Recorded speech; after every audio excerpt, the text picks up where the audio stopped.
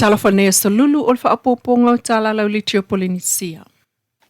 Ua whaapopo i neile numero whana wa a fia soifua, mai ngā ruenga whaavai taimi, ina walipatia mai New Zealand whaailoa le talamua media o le alo o Samoa, lea nā alua tu i ngā ruenga whaavai taimi lea na maliu sa whaalawe whaafo sei, i le whaai ungol vai aso na te anei.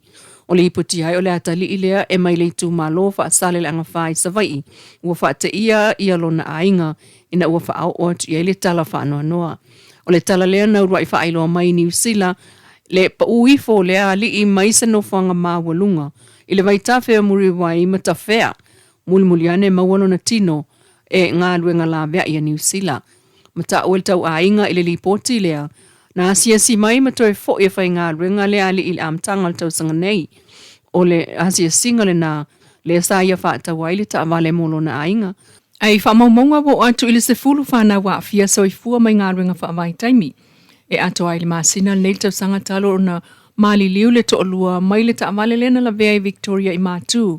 Ia Iuni o lua olua 5. Novema lua olua whae to o whana mali liu whaalawa tau ta avale lena so ale la au i Mansfield i Victoria. Au kuso le tau sanga lava lea o le lua olua wha.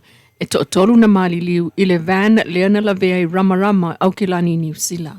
Ai o loo whaatali le ainga i se tala mai le mena tupu, ma se taimi e toi whaafo i mai ai, le tino maliu o le atalii. Le ana maliu whaafo se i mai ai New Zealand, i le whai ungol vai aso na te anei. Tala tuliloa mai ali i Samoa e to alua leo lo tau fia i Vietnam i le taimi nei. I le whaamasinonga i Samoa nei wa toi tolo. Le mata upu whaasanga i le to tolu tangata o lo umolia fo i leo i lo tatua tunu nei, e so o tanga i le soli tula fono le i Vietnam. Ua tu atu nei le asulua sultolu, o Iuni mo leo e whaamai atu ai ala tau molianga, ma ilo ai tāl sanga al to alua o tāo fia pea, i le vainga leo. O le to tolu e au fia i James atua, o lo o tāo fia, o le tamai tai o Nakita Charles wa te tala i tua ia inga maasani ai, ma Fred papali i o lo o tāo fia foi. Ua moli ai atua i whainga le ami o tonu, tau wha se, ma le bribery, whapena foi a Nakita. Ai o Fred papali i o molia i le ave o whaamtalanga tau wha se i leo. Ma toi wala wail vaenga lea, i le whaamsinonga i lea so luas fultolu, o le maasina leo Iuni. Enisi o Tala a o pāti patia i a Samoa le World Ocean Day, po lea so whaavao maa lo, e whaatau ai atu vasa. Ua mai whaatasi ai foi, le Conservation International Samoa Policy ai. Ma le mtanga ruengo o whaanatura malisi o si o manga, ma le Samoa Voyaging Society e langolango. Ma la to whaalia i ata o moana, ma le ilau i loa ia David Attenborough.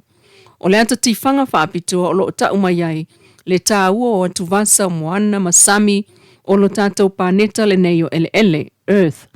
Ma whaali mai ai le maeu o lo tātou pāneta ma whaamoemoenga o ona atu vasa sami ma moana.